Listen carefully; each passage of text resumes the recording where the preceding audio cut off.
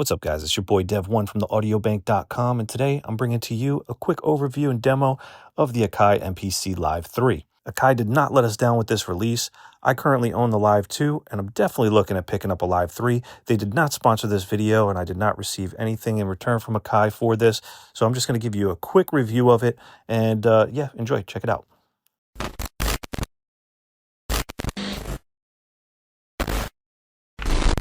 So first things first, I got to take a look at the box, and of course, they have some interesting packaging going on. You can take a look at the front and the back, and they kind of go over all of the different inputs and outputs of the MPC. If you take a look while you unbox the MPC, you'll notice that it no longer has the inside printed out like the older MPCs because they put that on the back of the box instead, but they did include a handy cloth for the screen and your user manual. Packaged inside below the MPC, you'll notice a USB-C cable, and they put a screw on the USB-C cable, so you'll never trip up and pull that out of your MPC. Really handy stuff. That was a good look.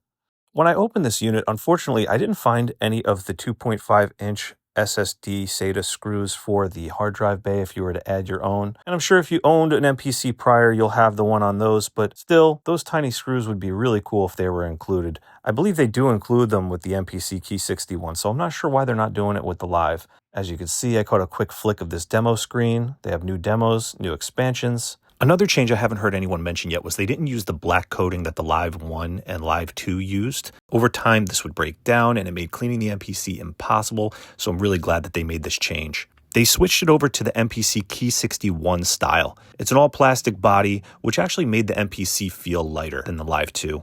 There's a new input screen, and yes, it does have phantom power. The mic has left and right stereo, and you could link them so that it works as a mono mic. Great for recording in the field.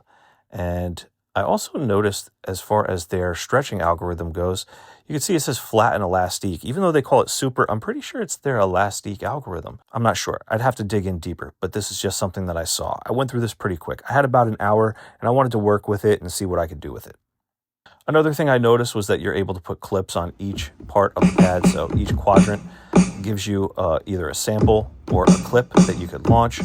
So they pretty much merged the Force and the MPC into one operating system, which is something that I've been hoping for, and Akai, amazing. I love it. Now in here, I was going to test out the microphone, and I gotta say, at first, I reserved any judgment because I figured a mic this small probably wouldn't be great quality. But I was blown away by how good it sounded. I recorded it straight from the mic on the MPC, sitting in an upright position in the room, and I gotta say, the exact way that I sounded in the room, it sounded through that microphone on playback. And the noise floor was not bad at all. It didn't sound like it had too much background noise or hiss. It sounded exactly like how I recorded it in the room. 2, check, check, check, 1, 2, mic test. 2, check, check, check, 1, 2, mic test. Now, another thing I wanted to test out was some of the new expansions that they included. All of them were fire, but I noticed something as I was touching the pads, which was they're different. They're not like your standard MPC pads. They had to change them to make them acceptable for MPE so that you can slide them. So they're a little bit more squishy on top, but what they also did, if you look at it really close, they lowered the profile of the pads to offset that squishiness, to make them feel a little bit more like classic MPC pads. So they did a good job balancing the best of both worlds to give us that functionality without compromising on performance. The speakers were definitely an improvement from the Live 2. I heard more punch in the mid-range and more low end on the bass.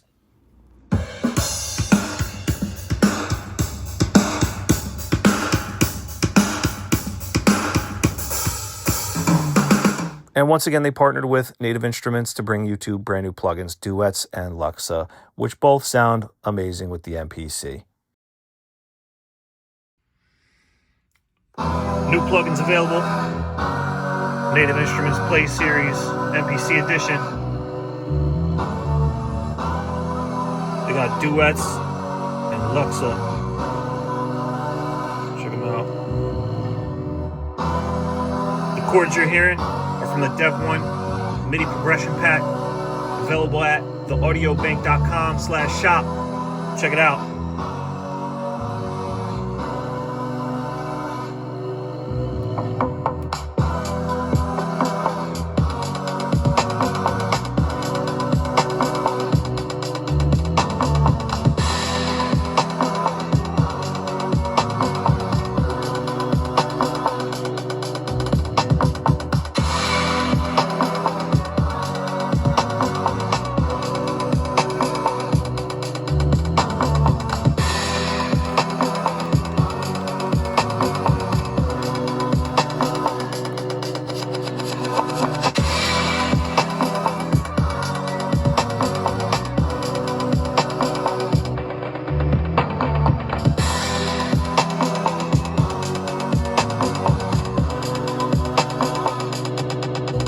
They also simultaneously dropped, and this thing is a spin off the classic retro version of the MPC.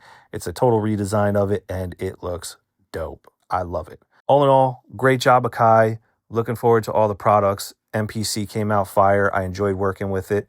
And until next time, peace.